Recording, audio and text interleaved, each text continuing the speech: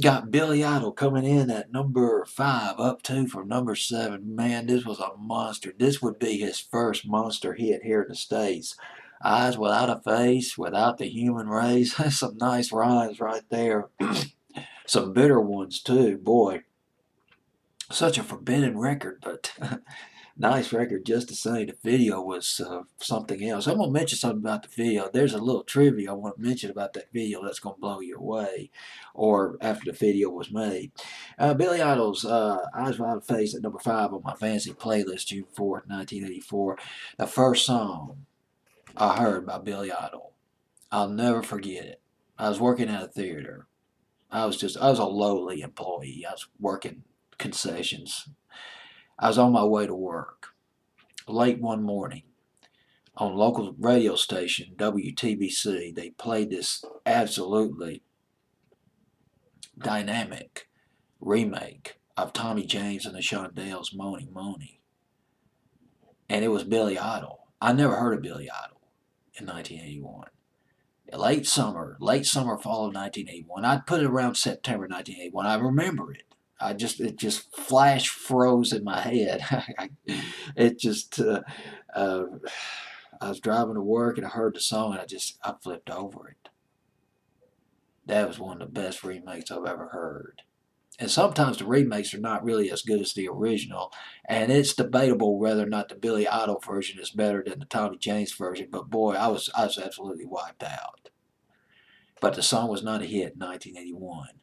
But when "Money Money," the Billy Idol version, was re-released in 1987, well, it was top 10. So here we go. Billy Idol's first American hit that I remember was "Hot in the City" in 1982. Of course, "White Wedding" in 1983, and "Rebel Yell" 1983, 1984. He took no prisoners on that record. He was rocking. Yes, indeed, Billy Idol. Uh, the woman. I want to talk about the woman real quick who sings on the video. Who sings on this video, "Eyes Without a Face." Gosh, yeah, fantastic voice. It almost kind of counteracts the sardonic vocals of Billy Idol. Her name, Perry Lister. She's appeared on his videos, on several of his videos. She's appeared on his Billy Idol's videos, "Hot for the City," "White Wedding," To Be a Lover," which came out back in 1986 for Billy Idol. Now, I didn't know this until last night. Perry Lister, she was in a dance outfit in England called Hot Gossip. And I thought, oh my God, Hot Gossip. And Hot Gossip, they backed up. They were on Sarah Brightman's. They backed up Sarah Brightman. Sarah Brightman, they had that disco hit. Well, it wasn't a disco hit here in the States, unfortunately. It should have been massive. "I Lost My Heart to a Starship Trooper." Sarah Brightman on lead vocals with Hot Gossip backing her up, and Perry Lister. She was in that. She was in that band. Boy, I just absolutely flipped over. "I Lost My Heart to a Starship Trooper" did not chart here in the States. Didn't do diddly squat. It was a takeoff on. Think of a mashup of disco and Star Wars. Some of the lines of that song were just absolutely. It was just Flash Gordon's left me. These are quotes. "He's gone to the stars. What my body needs is a close encounter 3. Brilliant. Static on the comm. It's Starfleet Command and fighting for the Federation." And oh, this was killer. This was killer. Caroline from that song, quote unquote. "Or are you like a droid, devoid of emotion?" That's "I lost my," quote unquote, "lost my heart to a Starship Trooper." It's Sarah Brightman and Hot Gossip back in 1979. Top 10 in England and Ireland, but here in the States, although you're not going to believe this. That disco record was played on a station in from Fayette, Alabama. Actually, it was located in Kennedy, Alabama, which is just, you can just pretty much go to the edge of the town and just throw a rock and it lands on the other side of town, just like that. It's called Kennedy. Kennedy. It was broadcasting from Kennedy, WHKW, 100,000 watts. They played that song. Can you believe it? From small town Alabama. All right, let's get that. Well, anyway, this is Lister Perry. There's a lot more credentials, of her, but I don't want to go into all that right now. Let's get back into this song of Billy Idol. The video took about 2 or 3 days, and it was exhausting to make.